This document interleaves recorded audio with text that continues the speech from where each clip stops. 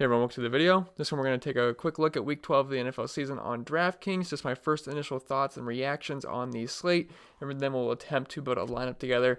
Just take it with a grain of salt. It's just fun to look ahead to the slate and then try to build a lineup just off of first initial reactions. Not gonna be really into any in-depth research here. Just first initial reactions. Then we will also recap Week 11 of the NFL season because I always like to be transparent, good or bad. So we're gonna look at what went right, what went wrong in the main lineup I ended up using for this week.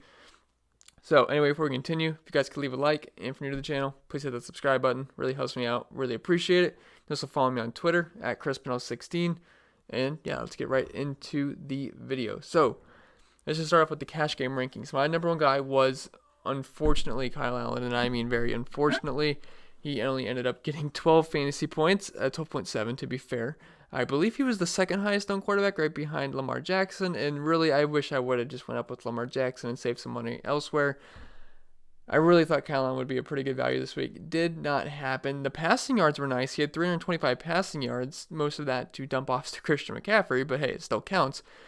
So he did get a 300-yard bonus, but the guy threw 4 interceptions. And I mean, if just half of those turned into touchdowns, I know 2 were inside the 20-yard line.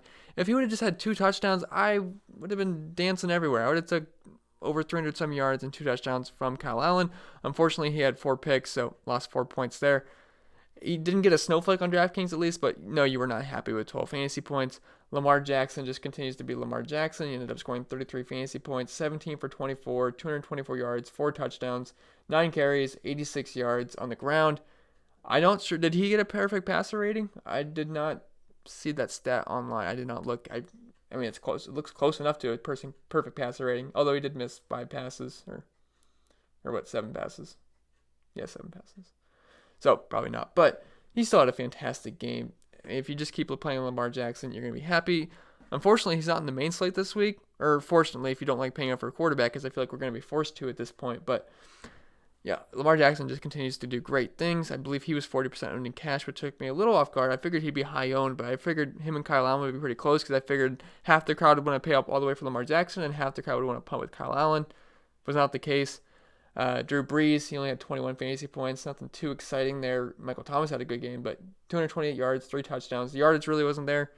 So, I mean, you weren't thrilled with playing Drew Brees, but you weren't, like, way upset about it. And Jameis Winston had 21 fantasy points, pretty much similar to Drew Brees. Threw the ball 51 times, which I figured they'd throw the ball out in the Saints. They were missing Marshawn Lattimore. And so it's really tough run defense. So, they threw the ball 51 times, completed 30 of them, 313 yards, 2 touchdowns. 4 interceptions. The one was way on O.J. Howard, but still 21 points, not terrible. And then that was really the only quarterbacks I liked this week. Unfortunately, I didn't like Jeff Driscoll, which he did great. But yeah, onto the running backs. Christian McCaffrey continues to be an absolute monster. So actually, he ended up being the better play over Michael Thomas because he just was a tiny bit better of a value. I know he's more expensive, but he did outscore him 33 to 28. Slightly better value, and that was my main spend up of the week. Christian McCaffrey, 33 fantasy points, 14 carries on the ground, 70 yards, no touchdowns. But through the air, 11 catches, 121 yards, no touchdowns, but have 14 targets. And like I said, you can definitely play Kyle Allen and Christian McCaffrey together in a lineup because they're not negatively correlated, and he had 14 targets. So it's basically like you were playing a wide receiver there. So they're actually a pretty good correlation play, just didn't turn into any touchdowns, which was unfortunate.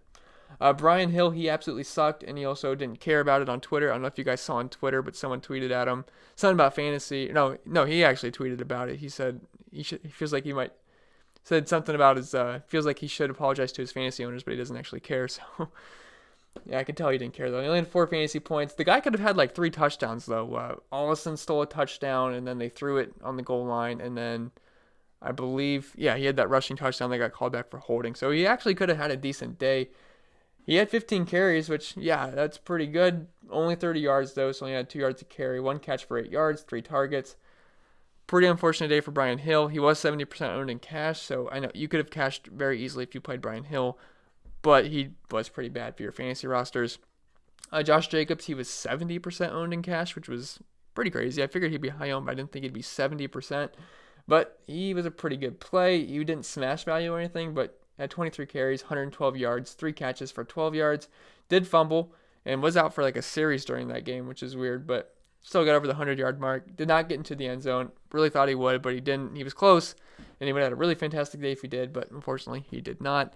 Tevin Coleman, He did not have a great game. He had 9 fantasy points. I figured with Matt Breida out, I thought he'd be able to do damage here, but he just did not. 12 carries, 14 yards, which was abysmal. Pretty much saved his day, and he really didn't save his day, but, saved at least face a little bit. 3 catches for 48 yards and 4 targets. 9 fantasy points does not get the job done. And then just had 2 spend-ups at the end here with Ezekiel Elliott and Dalvin Cook. And Dalvin Cook, he ended up scoring, what was he at? 16 fantasy points, so he actually struggled. Only had, how many yards in the ground? 26 yards in the ground, which is not something we're used to seeing with Dalvin Cook. That Denver run D looked pretty good. But he did have 5 catches for 31 yards on 6 targets, but definitely not the day you were looking for with Dalvin Cook. Did get into the end zone, though. If he didn't, you would have got 10 fantasy points, and you would have been like, what in the world? But 16 fantasy points, still, that's a really bad day for Dalvin Cook, and he still got 16, so he's been pretty safe this year. Zeke had 2 touchdowns, had 20 fantasy points. Again, was not efficient on the ground. 16 carries for 45 yards. Happened to get a rushing touchdown, though, on the goal line. Had 2 catches for 28 yards. Turned one of those into a touchdown. So saved his day a little bit there with 20 fantasy points, but still at 9,000. Probably weren't too happy about that. As for the wide receivers, Michael Thomas, he was the clear number 1 wide receiver on the week. It was just hard to afford him. But he was the 4th highest scoring wide receiver this week, had 28 fantasy points, 11 targets, 8 catches, 114 yards, and a touchdown where the defender kind of fell down a little bit. He didn't completely fall down, but Michael Thomas beat him, and he was stumbling a little bit, beat him on that little, not really a wheel, but it was like a seam where he kind of faded towards the sideline kind of deal. So he ended up scoring in typical Michael Thomas day, 28 fantasy points. DJ Moore, he was the chalk monster at wide receiver. I believe he was 65% owned in cash games. He ended up scoring 17 fantasy points, which wasn't too bad. Just missed that 100-yard bonus, but he had 15 targets. If you were going to tell me before the week DJ Moore's going to get 15 targets and Christian McCaffrey is going to get 14 targets, I would have figured Kyle Allen would have had a good day. And both of these guys had some pretty good days, and they were just Christian McCaffrey wasn't too cheap, but DJ Moore was just a little bit too cheap here. It was a good matchup. But that Atlanta defense, it's been coming alive the past 2 weeks, so we'll see going forward. But 95 yards, didn't get into the end zone, but 17 fantasy points wasn't too bad. Mike Evans was a big disappointment for me this week. I really thought Mike Evans would have a good week without Marshawn Lattimore playing. It just made all sense in the world, right? Well, Scotty Miller ended up having a better day than Mike Evans. Scotty Miller. Who would have thought? And Cameron Brate. But Mike Evans, he had 8 targets, which was nice, but 4 catches, 69 yards. Had a really bad drop over the middle of the field on 3rd down. He was wide open and just straight up dropped the ball. 10 fantasy points. Yeah, you're not going to be too happy about that. Chris Godwin, he also did bad. Who would have thought? Really. Marshawn Lattimore, Chris Godwin, and Mike Evans both suck. He had 13 fantasy points, had 47 yards, had that 1 touchdown that he took, 30 yards. So Chris Godwin ended up getting to the end zone, but weren't too happy about it with only 13 fantasy points. Curtis Samuel, he did not have a good day. If I can find him, I believe he was, 6.5 fantasy points. Had 7 targets, which was nice. Only turned that into 25 yards, though, so he had a big snowflake. But Deebo Samuel, he was my favorite punt wide receiver of the week, and he ended up doing great. He ended up having 24 fantasy points. Had that amazing catch. I don't know if you guys saw that. He attempted to catch it, then it got bobbled, then hit, and then he caught it over a defender. It was pretty sweet. So if you guys haven't seen that, I'd recommend checking it out because it was awesome. Had 134 yards, 8 receptions, got the 100-yard bonus there. So Deebo Samuel, he had a fantastic day. I believe he had 10 targets. So that was pretty darn nice. So definitely we're happy with Deebo Samuel. As for tight ends, Eric Ebron, he got 6.7 points, 27 yards, 4 catches. Nothing too exciting there. Jared Cook ended up finding the end zone, 11 fantasy points versus Tampa Bay. They just suck versus tight ends. Only had 2 catches, though, but fortunately one was in the end zone. Greg Olsen, he was very high owned. He ended up with 10.7 fantasy points. Not too bad. Caught all 5 of his targets for 57 yards. Nothing too exciting there. Darren Waller, he just missed a touchdown at one point. Derek Carr just missed him a little bit. Still had 7 targets, though, so the targets are back up. 5 catches, 78 yards. Not too bad, 12 fantasy points, but you're obviously hoping for more. But Ross Dwelly, I wish I was a little higher on the guy. I don't understand why I wasn't. So that's one thing I really regret not being higher on Ross Dwelly because I could have easily played him instead of Eric Ebron. And I don't know. I guess I just didn't really believe in Ross Dwelly this week. But, tight ends versus Arizona, it's the thing for real. And he ended up scoring 2 touchdowns. Had one called back, or could have even been a better day. It's not like he killed the game, though. He had 14 yards, but he was a factor in the end zone. It still counts just as much. Had 5 targets. Arizona sucks versus tight ends. As for the defenses, who cares? We had the Bills, 49ers, Vikings, Cardinals, and Redskins. As for my main lineup, I gave myself the Squidward loser meme again. It was a bad week. I'm not afraid to admit that. You can't win every single week. But I was close. I was right on the line. And if Deebo Samuel would have caught that touchdown instead of Jeffrey Wilson, I would have been fine. But unfortunately, it didn't happen. But I believe, didn't Mike Evans fall on the 1-yard line at one point, I think? So that could have been a difference maker of the week too. But yeah, anyway, I had Kyle Allen at quarterback, Josh Jacobs, Christian McCaffrey were my 2 running backs. Pretty happy with those guys. Mike Evans, very disappointed there. I really thought he'd have a huge game. DJ Moore was fine. Deebo Samuel was fine. Eric Ebron, Brian Hill, boo. And then the Cardinals defense, they were I forget their price. Were they 1.5K? I think they might have been. I don't remember exactly. I know they were the cheapest defense of the week, though. And they got 5 points. I'll take it. I just wanted them to not go negative, and they didn't. So we will take it. And yeah, it's gonna be it for the week recap. So let's just get into week 12, and I gotta say pricing's a little bit softer this week, so it's not gonna be incredibly difficult to make lineups this week.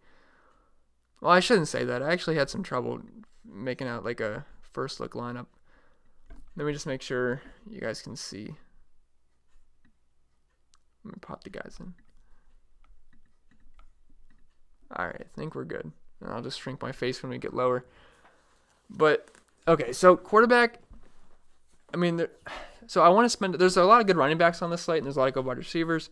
So I'm thinking I'm going to spend down a quarterback again, but again, take this with a grain of salt. This is just first initial reactions. Russell Wilson versus Philly.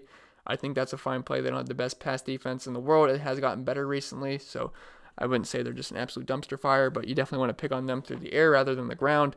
Matt Ryan, he's in an excellent spot, 6,700. Problem is, no Austin Hooper hurts a little bit, but I still think he's going to have a fine game. He had a pretty good game last week, 20 fantasy points. But it's actually the highest scoring game of the week for Vegas. They have a 54 over-under, and it's a 4.5 point spread in Atlanta's favor. So definitely expect points to be scored here, and I think Matt Ryan's probably going to be my QB1 of the week. Not totally sure yet. We'll have to see how projections go, but I think Matt Ryan's a fantastic play. Drew Brees versus Carolina. I actually really like Alvin Kamara in this game, so I'm probably not going to have any Drew Brees, although I think he should be fine. Josh Allen had a huge game last week versus Miami, but I actually do have some interest in the Denver defense this week as of right now, so we will see. Matthew Stafford, I'm going to assume is going to be out. Let me just check. He has 6-week injury. So, obviously, yeah, he should be out. The guy's a fighter, though. The guy's been tough. First time he's been missing a game in a long time. Jameis Winston at 6,200. I think he's interesting. His ankle, I believe, like a mild ankle sprain, I believe he ended up with that. But he avoided the walking boot in the locker room, I heard. So, should be good to go. And it supposedly should be a good matchup versus Atlanta. But I got to say, they looked pretty good the past couple weeks. They made Kyle Allen look like a disaster, even though he's already half away of a disaster. But, he threw 4 picks. And then Drew Brees, he had a pretty rough game versus them as well. But still, this game's going to be high scoring. I expect Tampa to have to throw the ball quite a bit in this game. And we know Jameis Winston can throw the ball 50 times a game. So I think he's a pretty good option this week. He's only 6,200. So another guy I have on my radar. So I really like Matt Ryan this week. I really like Jameis Winston as of right now. Derek Carr versus the Jets could be somewhat interesting, but never really liked playing Derek Carr.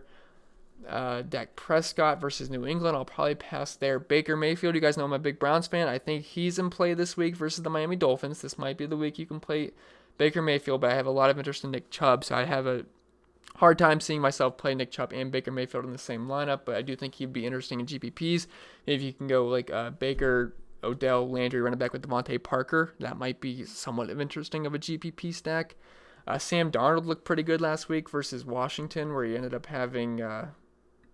he had 4 touchdowns versus Washington. He had 26 fantasy points, 19 for 3 through the air, 4 touchdowns. So that was pretty encouraging. He's going to take on a bad Oakland pass defense this time around. So maybe he's somewhat interesting this week. Daniel Jones versus Chicago, probably not. Carson Wentz, he's been awful. Mason Rudolph, never. But Jeff Driscoll. So, well, first off, Nick Foles versus Tennessee. I think that would make some sense as well. Ryan Tannehill versus Jacksonville, probably not. Kyle Allen, screw Kyle Allen. Mr. Trubisky, Chase Daniel, whoever starts there is really cheap versus New York, so maybe you could take a big punt on them. But Driscoll makes some sense here versus Washington. Like I said, we just saw Sam Darnold eat these guys alive. I mean, I know he's got more potential than Driscoll does, but Driscoll offers us some rushing upside here. So week 10 versus Chicago, 5 carries, 37 yards. Not bad for someone named Jeff Driscoll. Then last week versus Dallas, completed 15 passes for 26 yards, 200 yards, and 2 touchdowns. But he also had 8 carries for 51 yards and a touchdown. That's not too bad. And we saw Sam Darnold, like I said, he threw 4 touchdowns last week versus Washington. They do not have a great pass defense. They've only been giving up 19 points per game to quarterbacks, but would you guys take 20 points from Jeff Driscoll at 5,500? I think I would. He had 27 points last week. If he continues to run the ball, I'll take it. And he's got good weapons. He's got Kenny Golladay. He's got Marvin Jones. T.J. Hawkinson's really not that good. But, yeah, I don't hate it at 5,500, and he's cheap. So, as of right now, just for a first initial reaction video, let's just plug in Jeff Driscoll and see if it allows us to fit in all the studs. Again, trust me, I'd much prefer to fit in Matt Ryan or Jameis Winston, but we'll just see how this goes. All right, so as for running backs, Christian McCaffrey is going up against New Orleans. Now, they have not allowed a 100-yard rusher in a long time, but we'll see how they go versus Christian McCaffrey. The guy's been incredible this season, 33, 29, 40, 30, 21, 50, 33, 37 versus Tampa, then 45 versus the Rams. It's scary fading him. I have not faded him since, I believe, the Jacksonville game. I think I've played him every single... No, I take that back. I didn't think I played him versus San Francisco. But other than that, I played him every single week, and I've been happy. But, I don't know. New Orleans is a very, very good rushing defense, and I'm concerned here. So, as of right now, I think I'm going to drop down a little bit. And I like Alvin Kamara. He looked good last week versus Tampa Bay. I said I said in my lineup building video that he was a pretty good GPP play. Had 10 targets for 10 catches. I said they might not be able to run the ball great versus Tampa, but I do think he'd be heavily involved in the passing game. That was the case, but he was fine on the ground. He averaged 5.8 yards per carry, 13 carries, 75 yards. Looked like the old Alvin Kamara. Versus Atlanta, it wasn't too pretty until garbage time, but Kamara looked good in this game. Ended up having a touchdown called back where he had to end the round, or we're using motion, then took the end around, and then there was a penalty. I forget what it was. I think it was a legal procedure or something. But either way, I think he's a great play this week versus Carolina. They are 32nd DVOA versus the run this season, so that's dead last. That's kind of why we all like Brian Hill last week, but obviously Alvin Kamara is a much different running back than Brian Hill. I personally think Alvin Kamara is like a top 2 talented running back in the league. I mean, I love Alvin Kamara. I'm a huge Alvin Kamara guy. Just one of the best all-around backs in the NFL. And the Panthers allowing 28.6 points per game to running backs, which is 5th most in the league. And like I said, dead last DVOA versus the run. I think he's a pretty good play this week. The Saints are 9-point favorites at home. So I think they get a lead here. Kamara, Latavius Murray should be able to grind this game out, and Kamara's going to get his work in the passing game as well. So, Kamara, I think he's a really good play at 8,200 this week, so we will plug him in. Then right below him, we got Nick Chubb, and trust me, I'm not just being a biased Browns fan here. I think this is a perfect setup for Nick Chubb. I know Kareem Hunt exists, but they've been playing very well together, so they're both going to be viable options. But we saw the guy get 27 carries last week. They were winning the game. They were just grinding it out with Nick Chubb, and they should be able to win this game. They are 10-point favorites at home versus Miami. And I believe I saw a stat today that said the Browns have not been double-digit favorites since 2007 versus San Francisco, and that's actually when the Browns went 10-6 that season. So first time 10-point favorites since 2007. What is that, 12 years? So that's insane. But, I expect them to play with the lead here versus Miami. Miami does not have a good rushing defense. They are giving up 28 points per game to running backs, 6th most in the league. They're allowing the most rushing yards per game on the ground, obviously. And then, I just think Nick Chubb has a pretty good game here. They should be able to play with the lead. And, 27 carries was awesome last week. Only had 1 target, but they were winning the game. Kareem Hunt's basically the pass-catching running back at this point. He's still going to get some work. But the Browns should run the ball a lot here. He's going to get you over 20 touches, and Nick Chubb is one of the best pure running backs in the NFL. Not the best pass-catching running back. Like Alvin Kamara, I think he's honestly, he might be the best all-around running back in the NFL. But I think Nick Chubb is right up there with top 2, top 3 as just best pure running back. It might even be the best. Not saying he's the best all-around running back, but just like just from rushing ability. So like Chubb, I think he makes a lot of sense here. 8,100. Should be able to find the end zone once or twice here, get over 100 yards on the ground, and you will take it. Not too scared about Kareem Hunt. They both played well together. And for the wide receiver position, I think that's a tough spot this week. But one guy I like a lot is going to be, first off, I always like Michael Thomas. Julio Jones versus Tampa. Julio Jones always crushes Tampa Bay. Look at the game log. The guy owns Tampa Bay. Going to be a high-scoring game. I think he makes a lot of sense this week. Tyler Lockett. He should be able to be good to go, but dealing with that injury. Mike Evans burned me last week, but I got short memory in DFS. I think he'd make some sense this week versus Atlanta, as would Chris Godwin. I think a really good stack would be this week would be like Matt Ryan with Julio Jones or Calvin Ridley. Run it back with one of the Tampa Bay wide receivers, or you could flip that with Jameis Winston, Mike Evans. Run it back with a couple of the Atlanta receivers, whatever. I think they're both good plays. Odell versus Miami. He just missed that long touchdown versus Pittsburgh, but he's had double-digit points the past few weeks, which is obviously you'd hope that from Odell, but at this point of the season, you're happy with double-digit points, 10, 10, 13, 10, 19. I could see him having a pretty good game versus Miami. Julian Edelman. Never really loved playing Julian Edelman. John Brown's been incredibly consistent this season. He has not scored less than 9 points in a game. Kenny Golladay. I think I'd rather just play Driscoll naked, to be honest. Amari Cooper's got a really tough matchup in New England. Allen Robinson, good matchup versus the Giants. I could see him being viable. But Calvin Ridley, I like Calvin Ridley quite a bit here. He's 6,500 going up against the worst defense versus wide receivers this season. They are allowing 49.3 points per game, and I got to take my hoodie off. It is way too hot down here. 1 second. Yeah, Calvin Ridley, I think he's an awesome play this week. There's not going to be any Austin Hooper, more than likely. I doubt he plays this week. And so it's really going to be the Julio Jones and Calvin Ridley show here. And Tampa Bay, they're a pass funnel defense. It's incredibly hard to run on these guys, and it's not like they have a good run game anyway. So I think Matt Ryan's going to be guns a-blazing down the field here. And he was great last week. He had 8 targets, caught all 8 of them, 143 yards and a touchdown, 31 fantasy points. I think he's a really good play this week. Do I wish he was cheaper? Yes, but I think him and Julio Jones are going to smash, and I like the savings we get with Calvin Ridley, and I think he offers just about the same upside. So Calvin Ridley, 6,500, we will plug him in. And at this point, we are going to have to go value hunting at wide receiver. Well, first, let me go with the flex option. Now,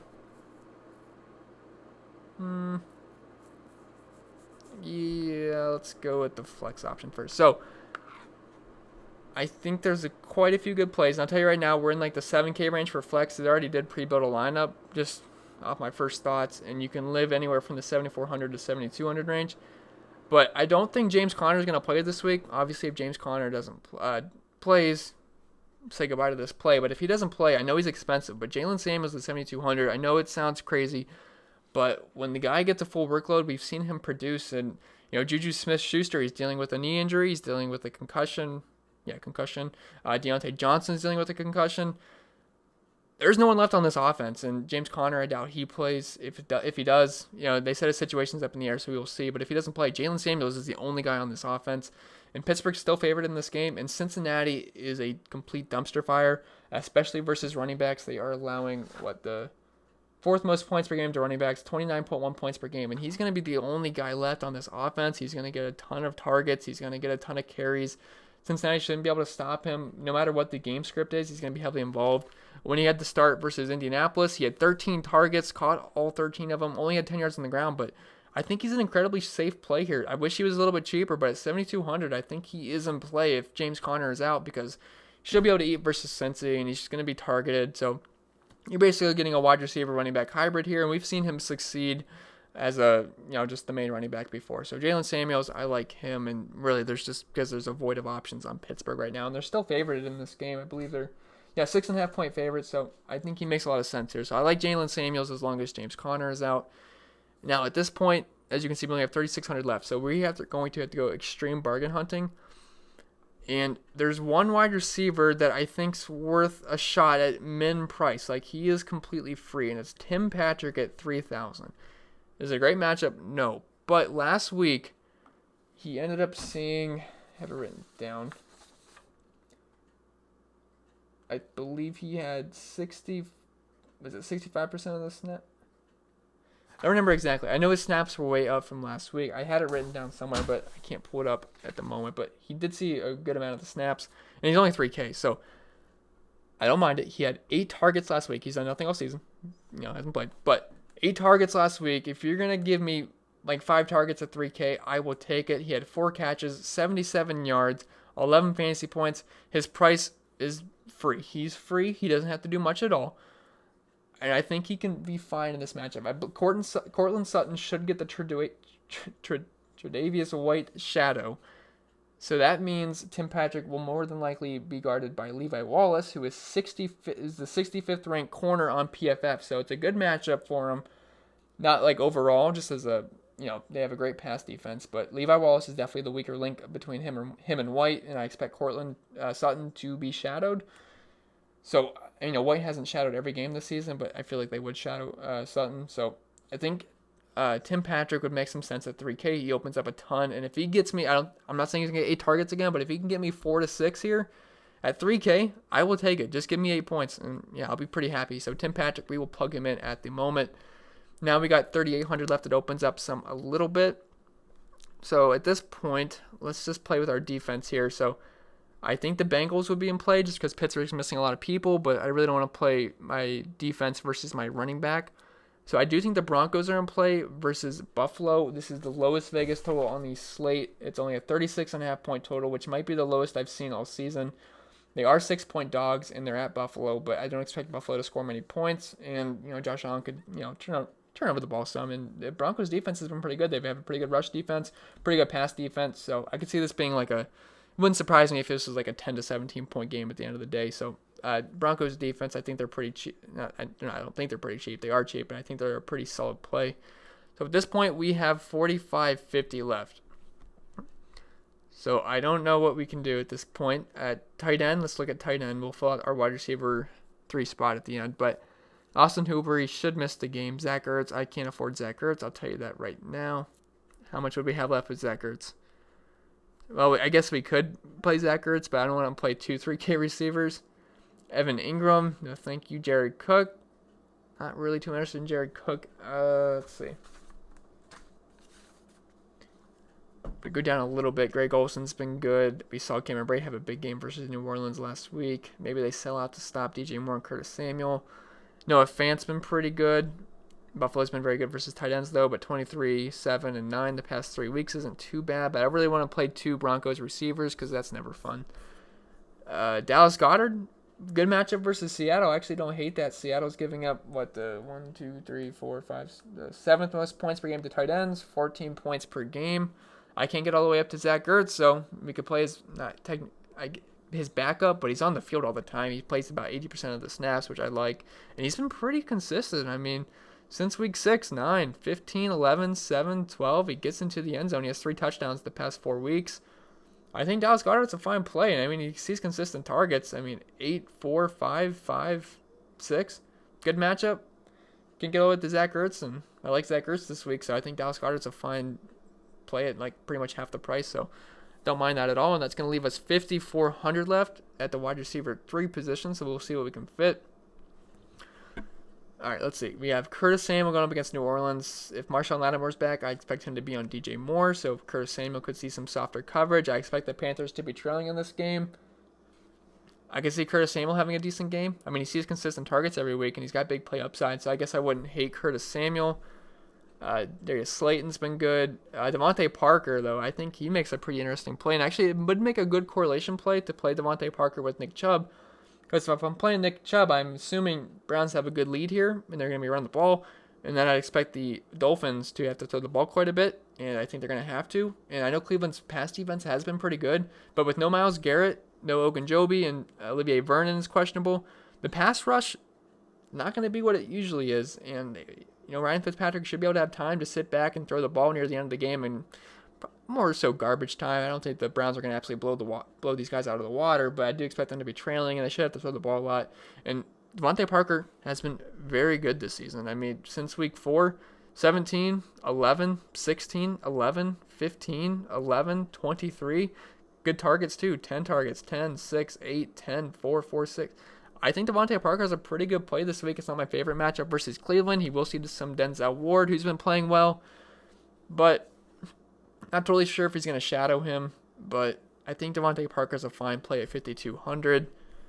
Then I don't really know who else I'd want to play. I think that's probably going to be it. So I like Devontae Parker, Curtis Samuel, just for this lineup build. Obviously, this is just take this lineup with a grain of salt. Just some first initial reactions, but I don't think it's too bad. As of right now, we can plug in Devontae Parker. You could also plug in Curtis Samuel. But we got Jeff Driscoll. He's the punt quarterback. He's got rushing upside. We will call him the extreme clearance rack version of Lamar Jackson. Alvin Kamara versus the Panthers, Nick Chubb versus Miami, Calvin Ridley versus Tampa. Tim Patrick's our punt play. Did good last week. Should avoid Tre'Davious White. Devontae Parker, he fit at the end, and it makes a little bit of sense to play Devontae Parker. Dallas Goedert, we couldn't afford Zach Ertz, so we get him at half the price there. Then Jalen Samuels, assuming James Conner is out, Juju would be out, and Deontay Johnson, he's the only guy on the team. And then the Broncos defense are cheap. It's a low Vegas total, so they make sense. But anyway, guys, that's going to be it for this video. If it was helpful, remember to leave a like. And if you're new to the channel, please hit that subscribe button. I never shrink my face, but there's the full lineup. But anyway, guys, I'll see you guys in the next video. Wish you guys the best of luck. Hope you guys had a better Sunday than I did.